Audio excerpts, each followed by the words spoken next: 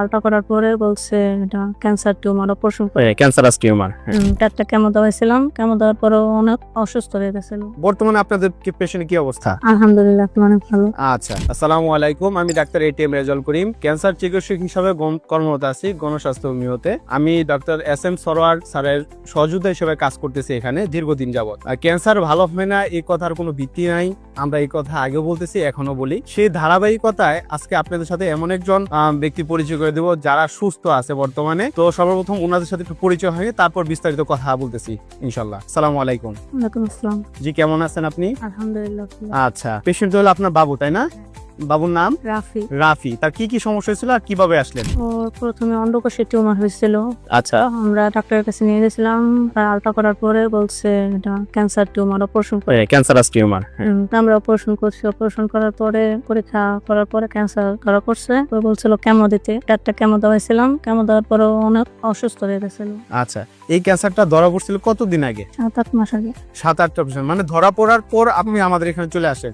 তো মাঝখানে অপারেশন করেছেন এটা কতদিন আগে? এটাই আপনাদের ওষুধ খাওয়ানোর 1 মাস আগে। আমাদের ওষুধ খাওয়ানোর 1 মাস আগে আপনার অপারেশন করছেন। এর আগে যে কেমো দিলেন, কেমো দেওয়ার পর কি অবস্থা ছিল? অনেক অসুস্থ হয়ে গেছিল। অনেক অসুস্থ হয়ে পড়ছিল। বর্তমানে আপনাদের পেশেন্টের কি অবস্থা? আলহামদুলিল্লাহ এখন অনেক ভালো। আচ্ছা, আপনার গ্রামের বাড়ির জন্য কোথায়? শরীয়তপুর। শরীয়তপুর থানা নড়িয়া। নড়িয়া, জেলা শরীয়তপুর। জেলা শরীয়তপুর। আপনার হাজবেন্ডের নাম, মানে বাবুর বাবার নাম আর কি? আরিফ হোসেন।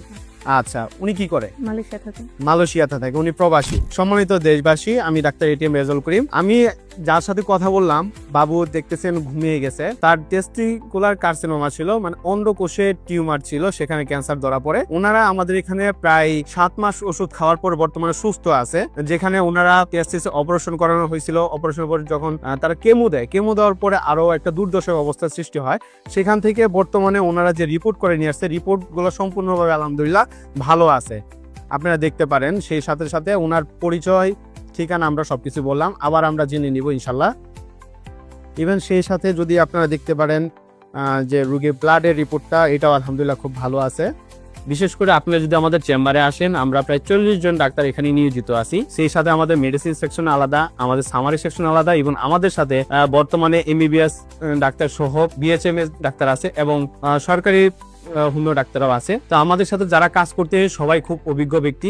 বিশেষ করে আমাদের ডাক্তার এস এম সরোয়ার স্যার, উনি খুবই অভিজ্ঞ ব্যক্তি। প্রায় 27 বছর যাবত এই ক্যান্সারের উপরে গবেষণা করে যে সকল মেডিসিন প্রয়োগ করে, সেগুলো রোগীর সিমটমস ওয়াইজ ভিত্তিক প্রেসক্রাইব করা হয়, যার একটা রোগীর জন্য খুবই সুইটেবল ভাবে কাজ করে। আপনারা আসেন, আমাদের সাথে যোগাযোগ করেন, ইনশাল্লাহ আপনাদের রোগ নিয়ে কোনো ভয় নাই। সুস্থ করার একমাত্র আল্লাহ তাআলা। আসসালামু আলাইকুম।